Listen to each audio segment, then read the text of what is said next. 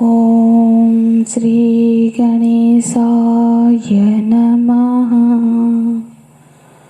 ॐ श्री सरस्वत्यै नमः। ॐ श्री गुरुभ्यो नमः। ॐ श्री परमात्मने नमः। पुण्यो गन्धपृथिव्यां च तेजश्चास्मि विभावसौ। जीवनं सर्वभूतेषु तपश्चास्मि तपस्विषु। बीजं मां सर्वभूतानां विद्धि पार्थ सनातनं।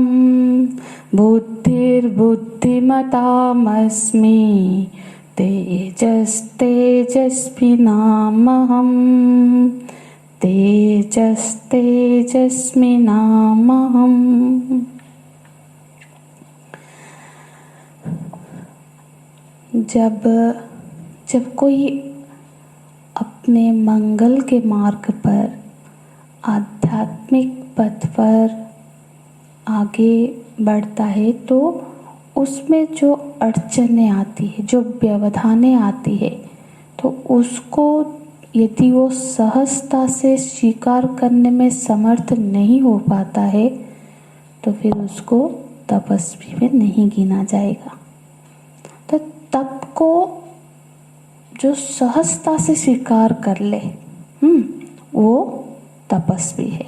भगवान बोलते हैं तपश्चास्मि तपस्विषु। तप कोई बाहर की ही कोई तप जो है सहने की, वो बाहर से ही आए ये कोई जरूरी नहीं है, वो अपने मन से भी आ सकता है। तो तप भगवान गोस्वामी बोलते हैं ना, तप आधार सर्व सृष्टि भवानी। ये समूचा सृष्टि ही तप पर ही आधारित है, तप पर ही टिका हुआ है। जब सृष्टि की प्रारंभ हुआ तो ब्रह्मा जी प्रकट हुए, और ब्रह्मा जी जब अपना वो जब उनमें मन में प्रश्न आया कि मैं कौन हूँ, तो उनको बस यही शब्द सुनाई पड़ा, तप तप और तप। तो ब्रह्मा जी ने घोर तप किया। तो सृष्टि की मूल में जो चीज है, वो तप भगवान बोलते हैं ये तप की जो वृत्ति है ये मैं हूँ। तपस्या का अर्थ केवल आध्यात्मिक तपस्या की बात नहीं हो रही है, वो तो है, पर भौतिक उपलब्धि के लिए भी उसके लिए भी तप की आवश्यकता होती है। कोई यदि व्यापार में समृद्ध होना चाहता है तो उसको बहुत कठिनाई, बहुत तप करने की आवश्यकता होती है। चाहे वो कला के क्षेत्र में हो, विद्वता के क्षेत्र में हो, खेल में हो, सांसारिक उपलब्धि के लिए भी यदि किसी के अंदर ये तप की प्रवृत्ति ना हो तो फिर वो संभव नहीं दिखाई पड़ता है। और आध्यात्मिक यात्रा में तो फिर बात और भी होती है, क्योंकि ये यात्रा कठिन है। जब कोई आध्यात्मिक मार्ग पर निकलता है तो मार्ग में अधिभौतिक, आध्यात्मिक, अधिदैविक आदि कई सारे समस्याएं, विघ्न आएंगी, पर उसमें ये तप की यदि ये विशेष क्षमता, सामर्थ्य होती है, तभी वो इस मार्ग पर अपने मंजिल पर पहुंच पाता है। इसीलिए इस तप वृत्ति भगवान की ही विभूति है। यदि ये तप वृत्ति किसी के अंदर दिख जाए, हमको कोई ऐसी तपस्वी हमको दिखे, तो तप उसमें हमको ये अनुभव होना चाहिए कि स्वयं भगवान की विभूति वहाँ प्रकट हो रही है। तपश्चास्मि तपस्विषु। फिर बोलते हैं, श्लोक देखेंगे 10वां। बीजं मां सर्वभूतानां। हे पार्थ, बीजं मां सर्वभूतानां विद्धि पार्थ सनातनम। हे पार्थ, सर्वभूतानां मां बीजं विद्धि, समस्त भूतों का मैं बीज हूँ। बीज का अर्थ क्या होता है? बीज माने जहाँ से किसी द्रव्य की उत्पत्ति होती है। द्रव्य की उत्पत्ति स्थल को बीज बोलते हैं। तो बोले कि समस्त भूतों की जो उत्पत्ति मुझसे ही हुई है। उत्पत्ति के संदर्भ में परमात्मा को यदि हम देखेंगे तो क्या, तो परमात्मा का स्वरूप कैसा मिलेगा? बीज के रूप में। और वो बीज भी कैसा बीज है? बोले सनातनम, सनातनम बीज है।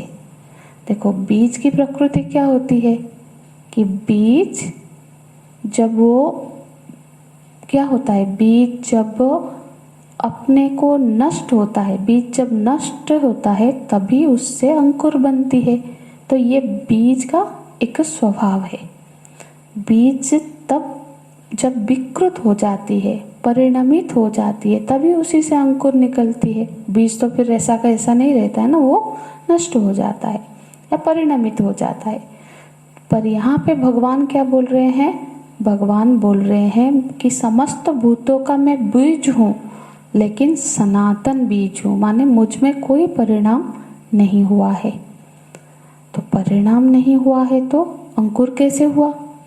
देखो जब कोई वृक्षों को जब हम देखते हैं तो हमारे मन में स्वतः ये विचार आता है कि इसका कोई बीज रहा होगा। यदि वृक्ष है तो उसका कोई बीज तो होगा ही। कोई भी उत्पत्ति बिना किसी बीज के, मूल के नहीं होता है। तो बीज उत्पन्न हुआ मालूम पड़ रहा है, तो फिर तो उसकी भी कोई मतलब ये जो जगत है, ये जगत भी उत्पत्ति हुई है, ऐसा लग रहा है हमको। हाँ, तो यदि जगत उत्पन्न हुआ सा लग रहा है तो फिर इसका भी कोई बीज व उत्पत्ति स्थान होना चाहिए। हाँ, तो और वो कैसा होना चाहिए?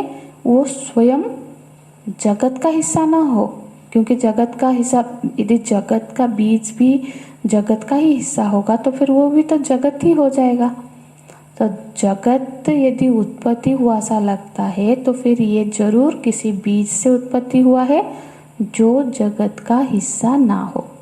तो भगवान बोल रहे हैं वो बीज मैं हूँ। और जब इस हम बीज को हम खोजने जाएंगे तो क्या पता लगेगा कि इसमें तो कोई परिणाम हुआ ही नहीं। तो एक तरफ से भगवान अद्वैत की सिद्धि कर रहे हैं, क्योंकि परिणामित हुए बिना, कारण में कोई परिणाम ना होके कार्य प्रकट हो रहा है तो वो कार्य तो मिथ्या ही है। तो बोलते हैं यदि विद्धि, बोलते हैं पार्थ विद्धि, तो अर्जुन तुम इसको जानो, इस रहस्य को, इस सत्य को, इस विज्ञान को जानो। इस संसार वृक्ष का बीज मैं हूँ, ये जानो। मैं स्वयं संसार का एक अवयव हूँ, ऐसा मत जानो।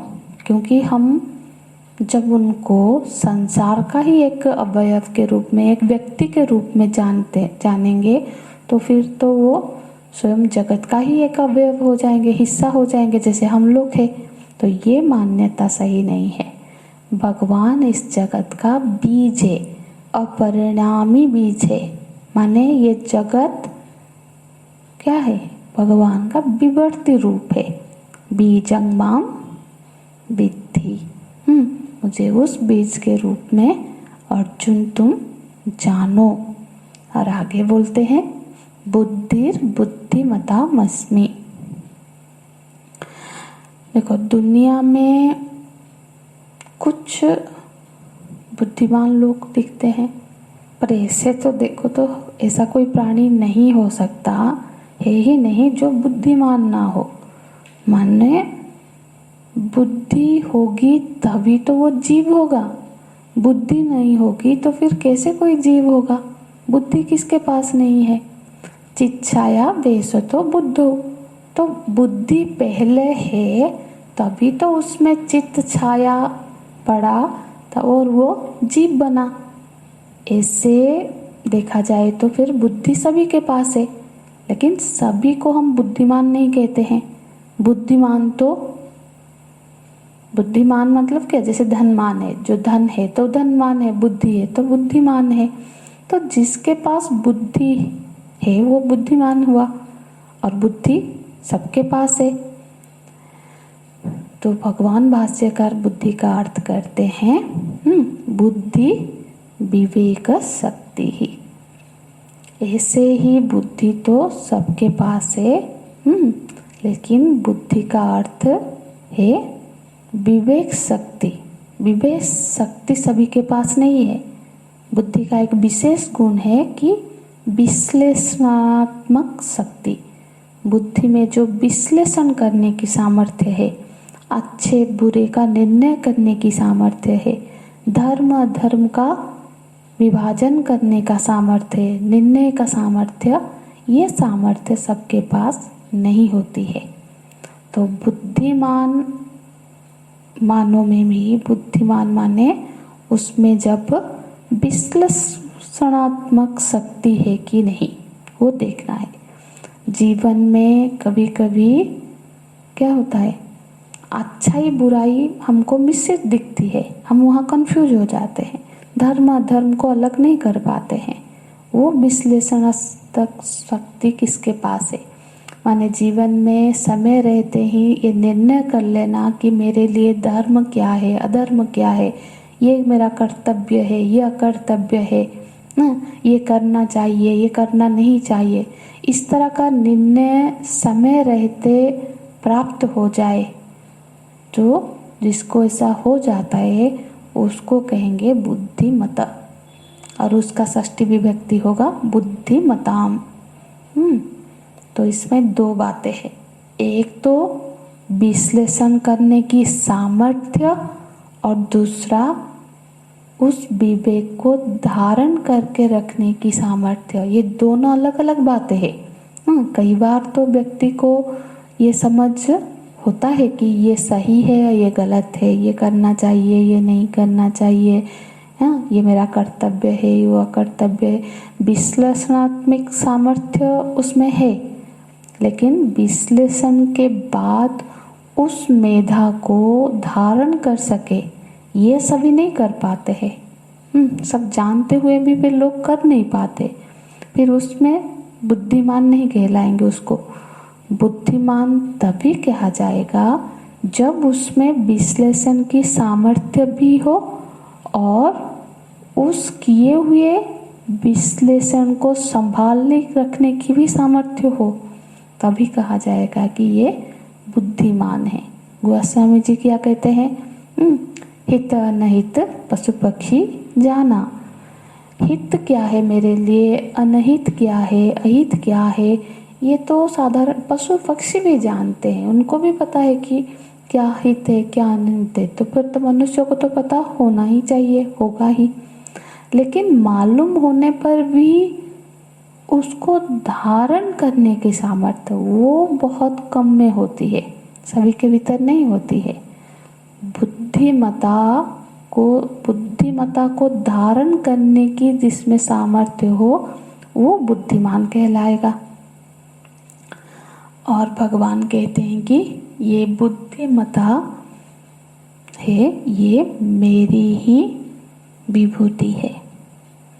तो ऐसा कोई बुद्धिमान दिख जाए, विवेकवान दिखे, उसमें तो भगवान की ही अनुभव करना चाहिए। हाँ, फिर आगे बोलते हैं तेजस तेजस तेजस्विना महम। देखो तेज क्या है, देखो जीवन में किसी किसी के जीवन में एक प्रभाव प्रकट होता है, प्रभाव लोगों पर उसका प्रभाव होता है। प्रभाव का अर्थ क्या होता है, अपराभूत, मतलब अपराभूत होने की जो योग्यता है। तेजस्वी माने जिसकी उपस्थिति को कोई नजरअंदाज ना कर पाए। तेजस्वी कौन है, किसी में अपनी जीवन में जब वो धर्म का आचरण करता है, अपने वर्ण पहचान के अनुसार सटीक आचरण करता है, हाँ, कर्तव्य का पालन करता है, धर्म का आचरण करता है, तो उस धर्म से उसके अंदर एक तेज पैदा होती है, प्रभुत्व प्रभाव पैदा होती है, प्रभाव पैदा होती है, उस जो उसको महत्वपूर्ण बना देती है। फिर कोई उसको नजरअंदाज नहीं कर पाता है। उसकी उपस्थिति मैटर करती है, लोग उसको नोटिस करते हैं, उपस्थिति को भी और अनुपस्थिति को भी। यदि वो नहीं है तो वो भी मतलब वो भी नोटिस होता है कि वो नहीं आए हैं। तो व्यक्तित्व में ये जो विशेष प्रभाव है, इसी को बोलते हैं तेज। तो ऐसा जो तेजस्वी लोग हैं, ऐसे जो विशेष प्रभाव जिनमें होता है, ये जो तेजस्वी, ये तेज भगवान की एक विभूति है। तेजस तेजस्विना अस्मि। तो एक तरफ से मानो कि ये एक संकेत है कि यदि जीवन में भगवत प्राप्ति चाहते हैं तो फिर हमें इन गुणों को अपने अंदर पैदा करना होगा, बुद्धिमता बनना होगा, विश्लेषण की सामर्थ्य पैदा करनी होगी, और उस धर्म को आचरण में करना होगा, कर्तव्य को आचरण करना होगा, और उसके आचरण में निष्ठा होगी तो हमारे अंदर वो तेज, वो प्रभाव पैदा होगा। और ये सब गुणों के आधार पर ही भगवत प्राप्ति की योग्यता प्राप्त होगी। ओम ओम पूर्णमदः पूर्णमिदं पूर्णात् पूर्णमुदच्यते पूर्णस्य पूर्णमादाय पूर्णमेवावशिष्यते। ओम शांति शांति शांति। हरि ओम। श्री गुरुभ्यो नमः। हरि ओम।